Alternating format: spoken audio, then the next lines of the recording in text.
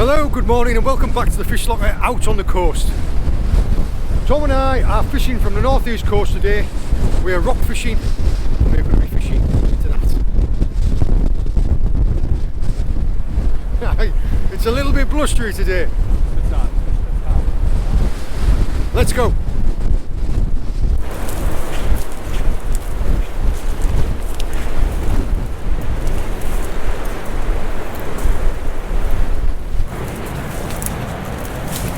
We're just taking a couple of seconds there to have a look. I'll give a brief explanation of how we're able to tell what the seabed looks like by what the water's doing on top. Now, you'll be able to see all the white water running across. That's showing the extremity of a reef. The reef runs all the way from left to right, almost into the bay. That shows you the back of the reef. And that's where, as the deeper water starts to get shallow, that's where it breaks. And inside of there, you can see all white water. And then we've got a little gap here where there's less of it. There's less of the breaking waves, it's more calm water. That shows that it's deeper there. So that there will be a gully. And then you see further as it starts running across there, you can see an area where there's no breaks. That's where the reef ends and it's deeper water. So yeah, the waves are breaking where it's shallower. On a beach that will show where a bar was, on here it's showing where the rocks and the reef are. Yeah, we're going to be fishing into the holes that you can see. How far off high water are we now? About high water now. Just started to ebb off. Yeah, spending 5 minutes before you start, definitely beneficial. We might be able to show you, as we get to like the tide ebbing off, what it looks like at low tide on some of these marks to show you where the waves are breaking.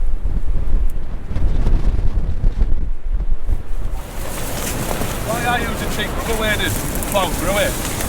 We were just talking there and I was talking, we're wearing waders, I don't know if you can see. And I was just speculating coming through all these briars here. Like my waders aren't going to last 2 minutes. I'm just talking there, that's why generally like the cheaper, thicker ones stand up to this better, whereas they're more expensive, the really thin, lightweight, breathable ones just come down here and you'll be wearing like a stack of ribbons by the time you get to the bottom. This is the first spot we're going to be trying.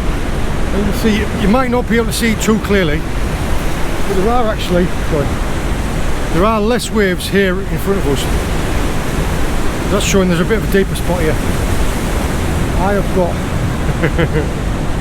have got a proper sweat on from coming down here. Let's get the rod sorted out and I'll show you the gear. Currently just building a bait on this Baitmate tool. Tom has got cussed out. I'll get Tom to show you his baiting up technique in a minute. But yeah, the baits Tom makes are huge. I am going to be making slightly smaller baits. But it's going to be a mixture of frozen squid, frozen blacks and carp wings.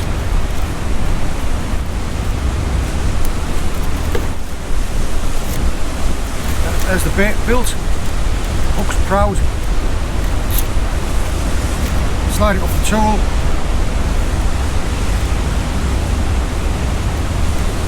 I'm fishing a circle on the pedal.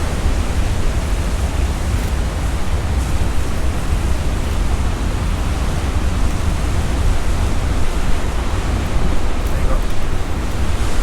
And this is going to be a pulley rig. I've had to wedge the camera in between a rock to do all of this. Once we've got a couple of baits out, we've been fishing for a little bit, we'll show you the rigs in detail and show you the baiting up in detail. It's just all about getting a bait in the water right now.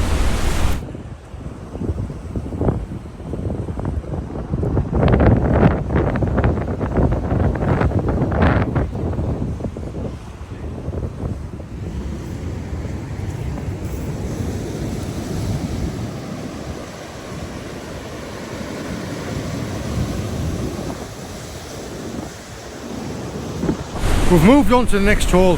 As the tide started ebbing away, we've moved on to another mark. So the area Tom's just cast out there, we're fishing into that slacker part. I'll really quickly show you the bait and rig that I've made up. All it is it's squid and black and carp on a pulley with a gripper, and the gripper is on a weak link. Oh, bless me. Yeah, overall length of the rig's about 5 foot when it's stretched out, but collapsed down it's probably 2.5. And these leads are, I think it's a 6. 6s, 7 and 8s is what we're using at the moment. That's just because of the amount of motion. I can't say, other than we aren't fishing with the rods in tripods, we're holding the rods. So I'm going to cast out and then I'll meet you when we're back to top.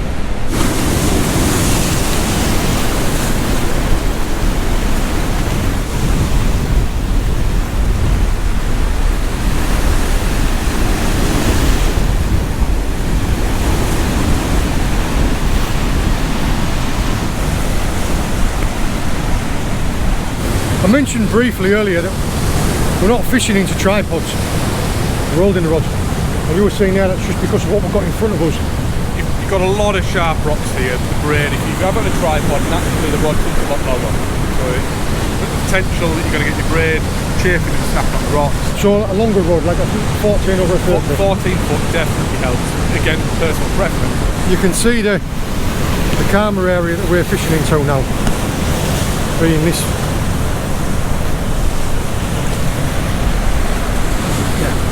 Keeping the line out of the water and keeping it out of the rocks. And obviously having it in your hand like this is you get to feel every knock and every bang. Yeah, it wasn't.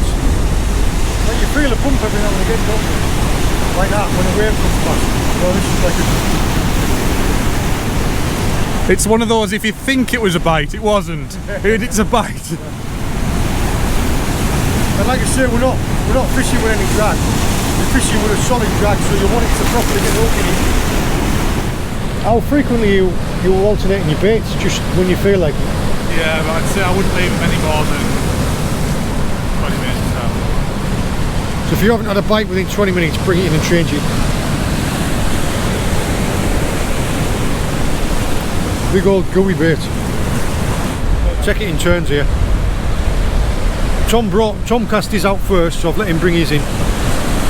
And then once he's cast back out, I'll look at bringing mine in. Because we're only fishing into a hole that's maybe 15 to 20 metres wide. It's quite difficult to keep the spray off the lens, so if it's getting blurry, I apologise. I was just watching Tom there, he was poised like a heron on a rock, waiting for this little tiny bite, which seemed like a little knock. Anyway, thought, give it a second, and it didn't do now, so brought it in, and the reason why we didn't think it'd done now is because it was only a little babby. On the circle. Circle to second it, yeah. I think we're going to need a fair few chips. That one would make a fish finger. Sorry, I'm all fingers and thumbs at the minute because I'm holding my rod at the same time. We wouldn't be looking at taking any of them unless they were about £3 plus. But because we're fishing into, well, you can see the ground that we're on now. We are fishing into a little bit of a gully, but it is similar ground out there. So it's tackle hungry ground. That's why you're fishing with a tight drag, and as soon as you're committed, strike in, lift it high and wind really fast. You aren't playing these fishing for sport.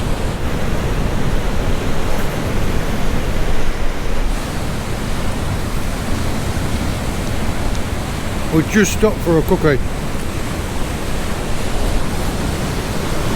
And just before the words left my mouth and I was like, we'll get a bite here, Tom's rod's nearly get pulled out of his hand. Nearly choked on your cookie there. Fishing hard ground like this, you're going to lose gear. That's why we're fishing the ledge with a rotten bottom. If you end up with a nice sized fish, if you give it a bit of slack after you strike when you snag, often it'll pull the lead out. But when I don't think it's particularly large fish, it's unlikely to pull the lead out the back of the snag. Yeah. Still there, you can still see it tapping. Yeah, I've found sometimes that if you're bringing a fish in and it snags up on the way in, sometimes if you give it some slack, the fish will turn round and pull the snag out for you.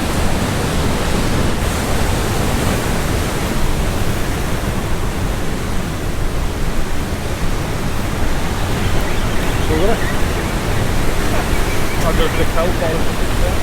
We'll find out. You see what he did there? We wrapped the line round his hand and then pointed the rod straight at the snag. Pulled it out with his glove, not on the rod or the reel. Oh yeah.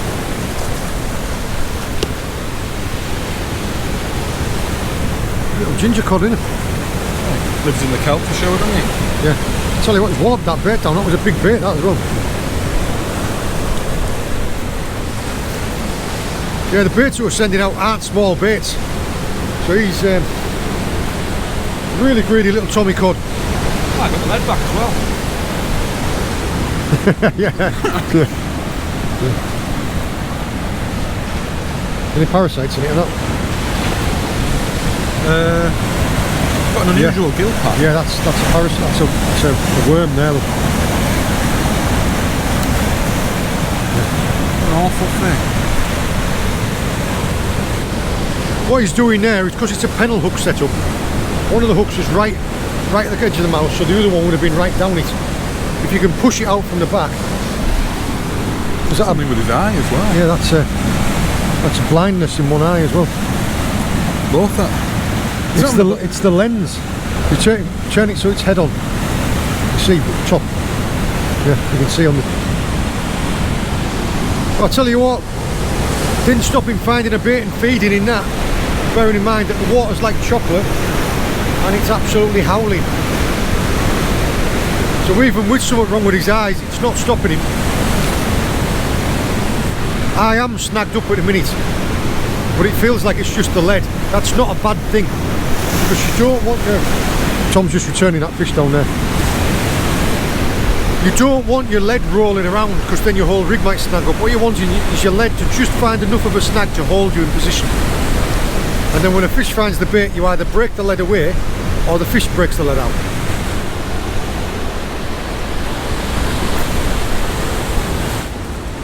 I've just brought me bait in for a rebait, and it's literally just come in like a little load of mash, so there must be like rocklings and little tom pots and stuff up there chowing eyes.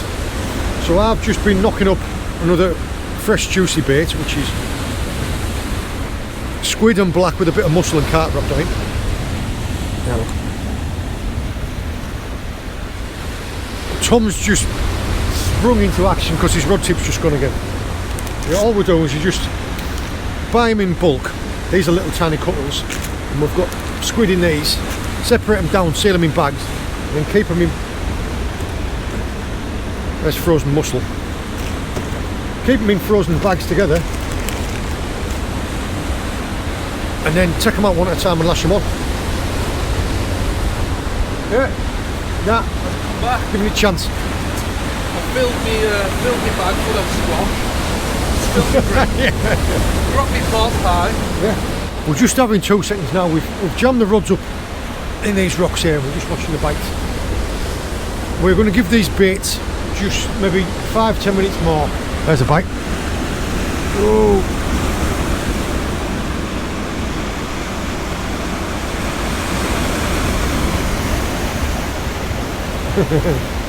Right on cue. Yeah. I thought, oh yeah, that was perfect. Yeah, that was a nice little bite on there. We're giving these baits a couple more minutes, and then we're going to move on to another mark around the corner. So in this time, what I'm going to do is I'm going to get him to talk me through one of his rigs and how he baits up. Yep. I'll pass that to you, please.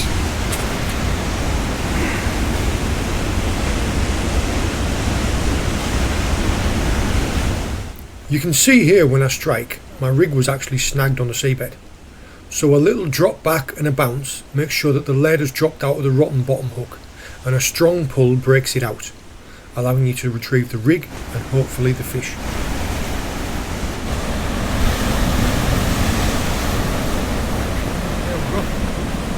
Well, kind of on cue there. We'll just sat with the rods. I'm going to come back to you and just rest that one. Sat with the rods in the rock, just watching for a bite. You saw the bite there. Stuck into it. That's a little collie. You can see the bait there.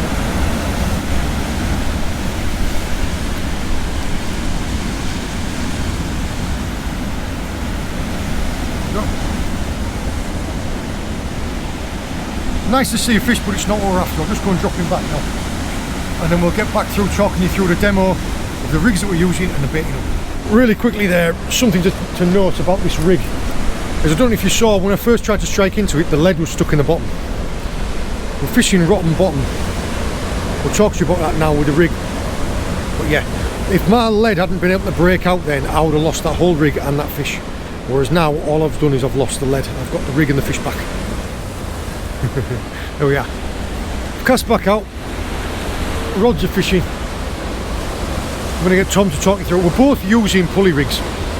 Now I've noticed that mine are slightly shorter than what Tom's are in total length.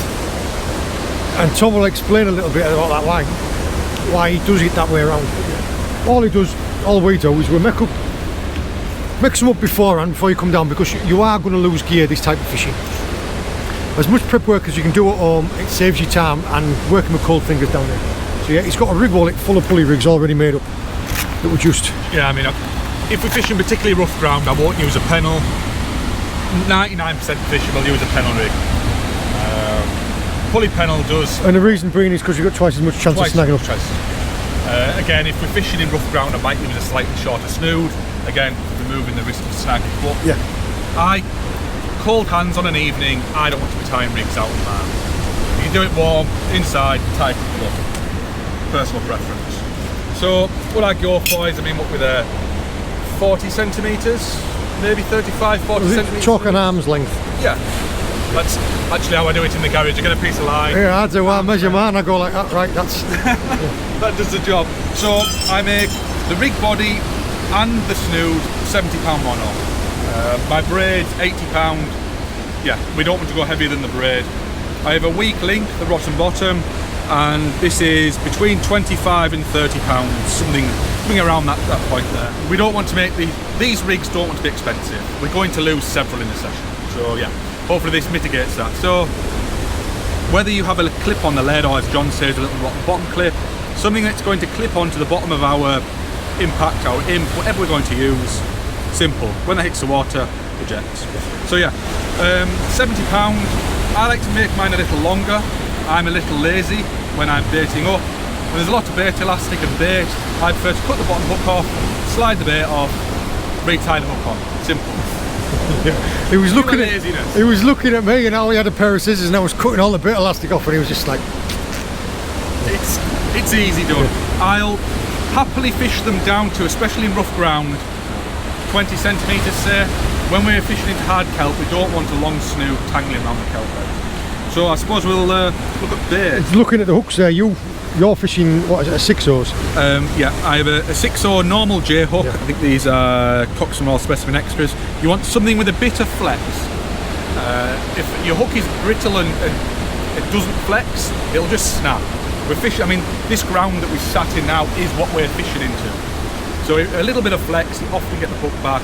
And on my top pennel, I like a short shank hook. These are a Chinu. A lot of people do well on circles. Personally, I like a Chinu. A little thing I like to do is leave a little tag end. Now that just acts as a slight anchor inside the bait. So yeah. The only differences that I've got is that I've been making mine slightly smaller. My hooks are slightly smaller. I've been using 4-0s and 5-0s, whereas he's using 6-0s. But I've been making my bait slightly smaller. He's a better caster than I am. So in my mind, I thought if I make my bait slightly more streamlined, I might get a little bit further. But yeah, it's same rigs. So, I mean, the reason I pick large hooks, recently being to Fuerteventura, we use the same size hooks for large stingrays. However, we're using big baits. Now, if we start using small hooks in that cuttlefish, we're going to mask the hook point. So, you're going to start off with something like cuttlefish, mackerel or squid, something that's going to be the body of the bait. I'm going to choose a cuttle in this instance. I'm just going to see what you've laid out there. So we've got cuttle, we've got squid, we've got blacks, and then we have mussel or carp.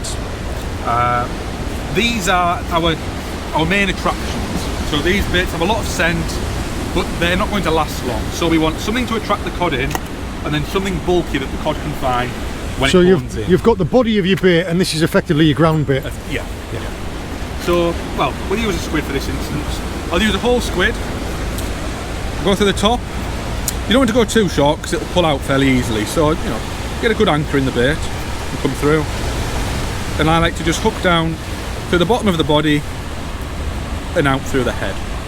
And I find it easy when we're using soft baits to use a baiting tool.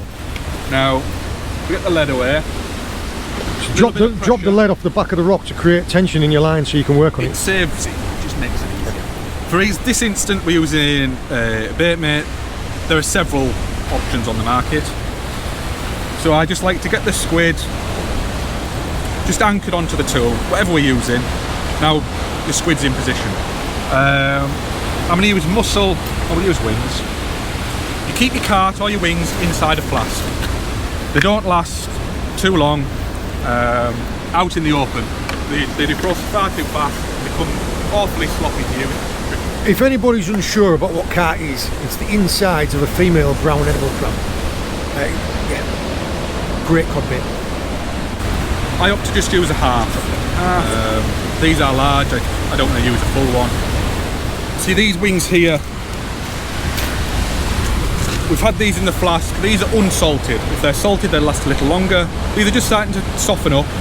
They've been in the flask for a couple of hours now. Just lay the wing on top there. Don't pull tight with the elastic, you'll cut the bait. The baiting tool just gives it a little bit of rigidity to be able to whip it all together, doesn't it? Rather than it being floppy in your hands. I mean, if we take a squid here, yeah. If we try, it's difficult. Make life easy for yourself. So yeah, we don't want to pull too hard because we'll just cut into the wing. Same with the mussel, and just make sure it's on there. That would be fine as a cod bait. Personally, I like to take a black, and I find if I just use something like a black worm, it just protects the wing, and when it's out there, it'll just last that little bit longer. If we just have, if there's less sea on, a plain wing will last longer. If there's a bit of sea on, it's a bit rough, that now is just going to last that little longer. Don't worry about putting too much bait elastic on there, because don't be afraid. These cods, when you see them, they're rooting about and they're eating amongst all of the roughest, most turbulent water. If they get a whiff of a scent or something, they'll just grab it and swallow it straight away. They aren't going to be put off by a little tag end or a little bit of extra bait elastic. Because we've got a relatively soft bait, use your thumb, take a good handle, take the bait mate out. Don't try slide it off because you'll affect what you've just tried to accomplish. So now we've got nice. Oh, so you're not sliding the bait out, you're pulling the tool away. Pull the tool out, get your bait, hold it firm, and slide the tool away. Now what we want to do, we don't want to bury this top hook too deep and mask the point. So I just a couple of wraps around the shank and just nick it in through the top of the bait. And you have both hooks facing the same direction for your pedals? Yeah, I don't worry too much about it going the opposite direction. We're fishing for a fish with, a cod has quite a large head and mouth, right? They're not going to swim. You're looking at the size of that bait there, you can see loads of scent coming out. You've got the body of the bait, which is where the hooks are, and all of this at the back. All of that cart wing is going to break down in the water.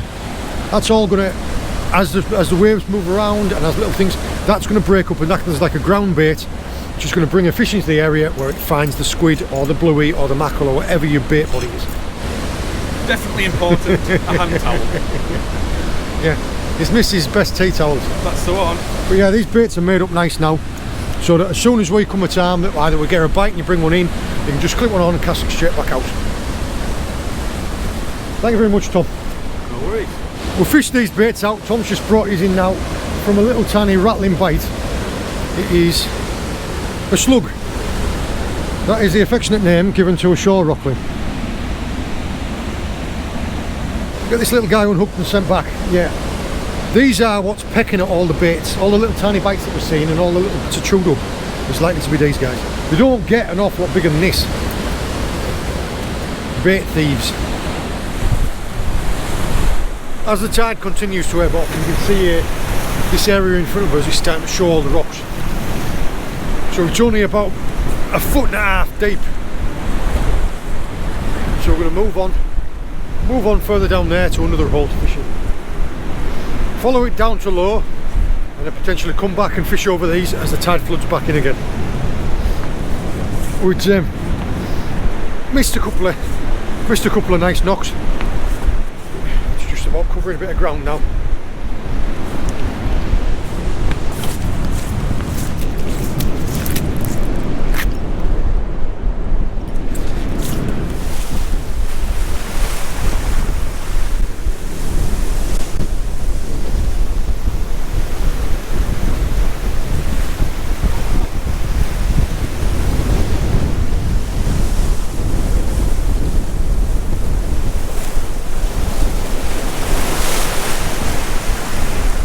Right, we'll give that mark about 15-20 minutes there. The sea is bigger than forecast, and that mark is really tackle hungry. I lost all my gearing nets. We've been fishing for almost 5 hours. We've been fishing all of the ebb. What we're going to do now, we're going to head back to the van, grab some fresh bait, get a bite to eat, and then likely is fish all these marks backwards. So we fished the tide down on these marks, we're going to fish the flood back. We'll have a look at the forecast, see what's going on, and yeah, we'll take it from there.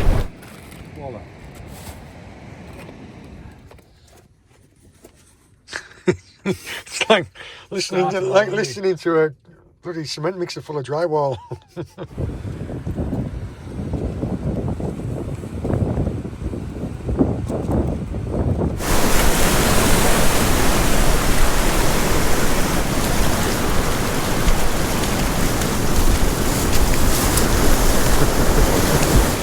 We're in a situation now. Tom's moved off to another mark and left me on this one, and I'm actually getting a really good bite. Just fishing on the end of this spit here, waiting for it. Yeah, this is proper like rod in the hand fishing. Couldn't use a tripod here, and we've literally had to walk down on this piece of rock and fishing into a deep gully there. Don't turn your back on the water. Don't turn your back on the water when you're down somewhere like this, because a rogue wave could come through and catch you off guard. For anybody interested, I am wearing a PFD. So if the worst could happen and I go in, I have got a life jacket on. What good it would do me on a day like today, I don't know. I'll be frozen to death within 2 minutes. But try reeling it in and have a look. Lost it. Come off in the swell there. Yeah, there, look. Trying to do too many things at once, trying to film and trying to guide it in over the waves. Yeah, I've just lost a decent fish there. Flip, rebait, cast back out.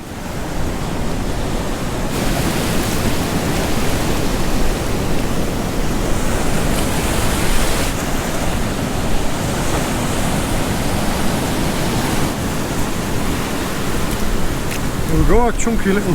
We've got some gate on here, haven't we? There we go. Just taking on the bottom hook. That was a squid, mussel and black bait. A little fatty. Tell you what, he's properly round, isn't he? A little bit too small in my opinion. I don't know, if you were fishing for a bag, I think you'd probably take it, but when you're fishing for a fillet, just pop the hook out the corner.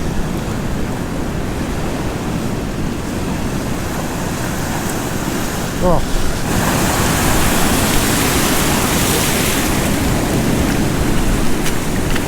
That was a bit of a surge. Never really turn your back or take your eye off. Right.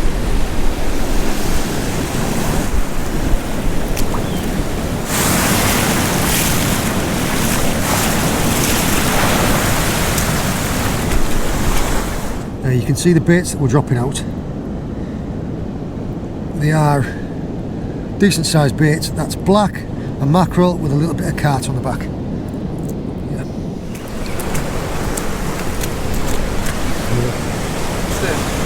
You missed it, Tom, I've got it. Yep. Walk towards the edge a little bit.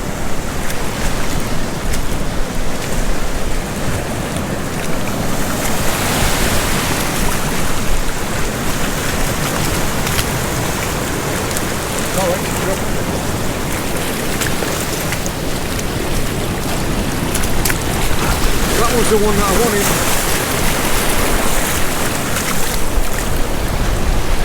That was absolutely the one that I wanted.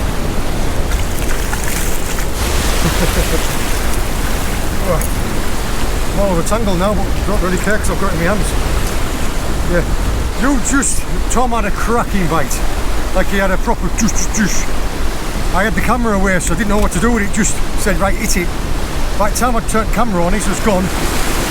Man. Yeah, it's a beauty of fish. Yeah. It's size at mouth on it. Which is still showing us that hole there where hooks come. That would have still come off if you'd given it any slack. All the dramas that we've been through today and the cold in it, yeah, that's worth it. Brilliant. Thank you very much, mate.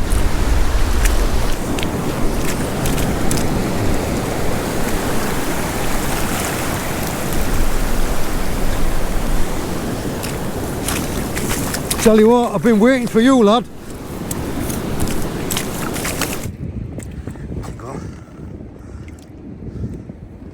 There's a lovely marked up fish there.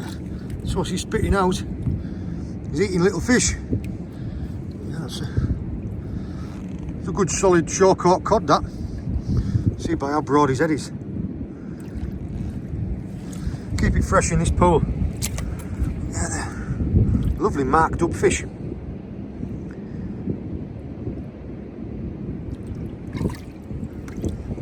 You stay there, I'll be back for you in a bit.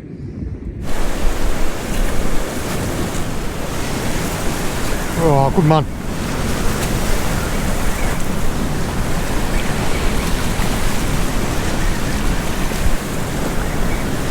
You see, she was kiting about a bit there.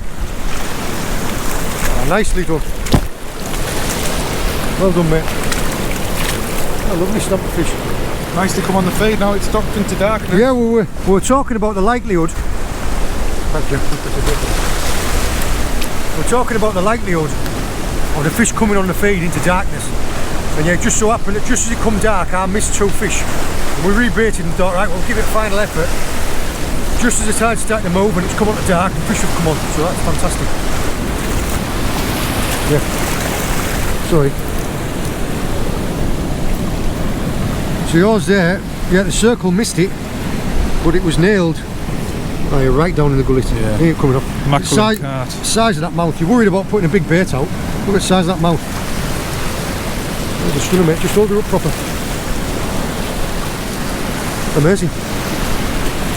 They're all head, aren't they? Gorgeous looking fish. With a well fed one as well. Well, we'll go again. Going to be in a little bit of bother here, like if I get a decent one and Tom's all the way down there. I've had to leave the bags right up the other side, just to make sure any of these waves come through. Okay. Come back to you.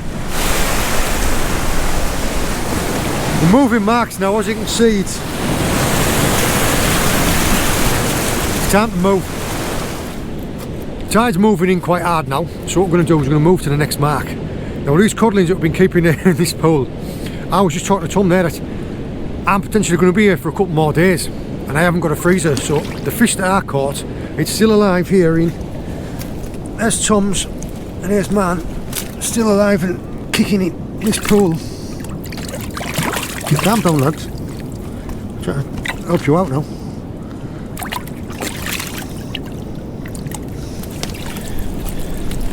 So there they are, side by side.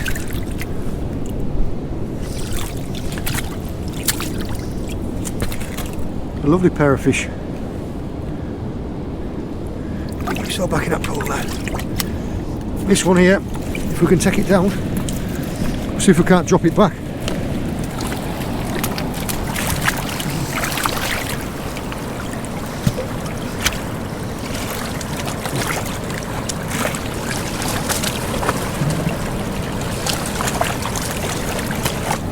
You're going off.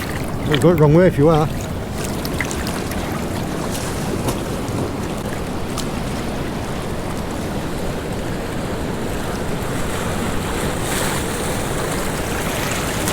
Right, we'll see if the other one will go back. If it won't, I think Tom will have it on for tea.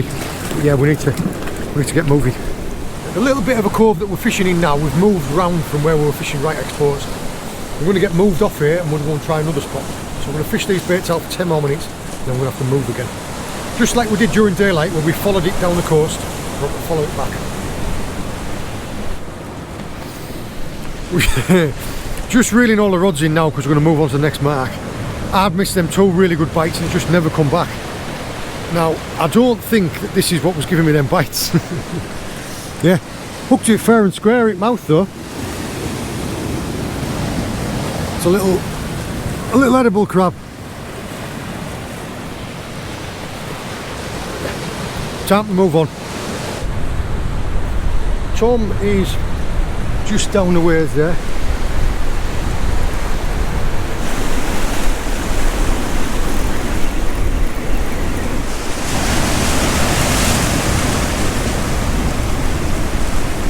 He's got a nice head and shoulders on him. He's been well fed, hasn't he?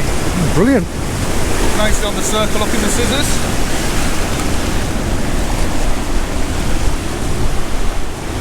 Right. Oh, you've snelled that circle in as well, haven't you? Yeah, because, well, I'll be honest, it's the first time I've done this rig, but I get sick of having a ponytail of line here, and your bottom pen ends up wrapping round in the pigtail and gets snagged. Yeah. It's the first time I've done it. It's not something I've done much. I'll tell you what, that bait inside of his mouth as well. That's a nice fish, that. Well done, mate. Hopefully a few more. We're cycling the baits out. But yeah, the tide is well and truly pushing in now.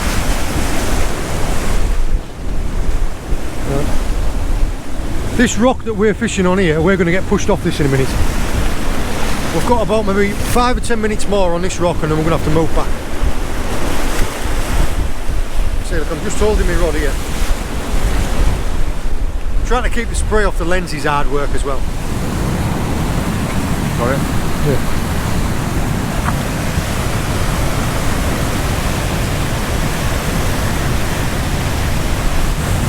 I think it's just jammed up that much. Fish is still there, but it's just knackered from pulling against the rock. We're that far back now that I wouldn't be able to cast back to where my bait is. And if I'm getting a bite, you don't want to strike too soon, because if the fish hasn't got it in its mouth, you're just going to take it away from it. So how long do you leave it? Like, I'm pretty sure that my lead is stuck in a snag, so I'm probably going to lose the lead, but I just want to make sure there's definitely a fish attached to it by the time it comes in.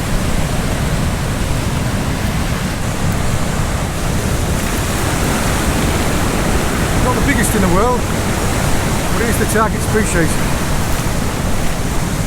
Picked up on the bottom hook.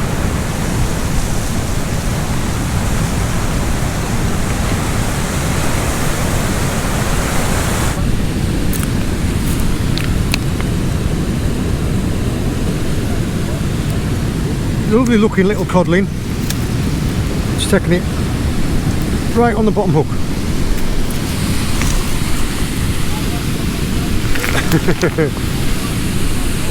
That's the size that we're after. Mine's a little bit too small. I'll get mine unhooked and put it back.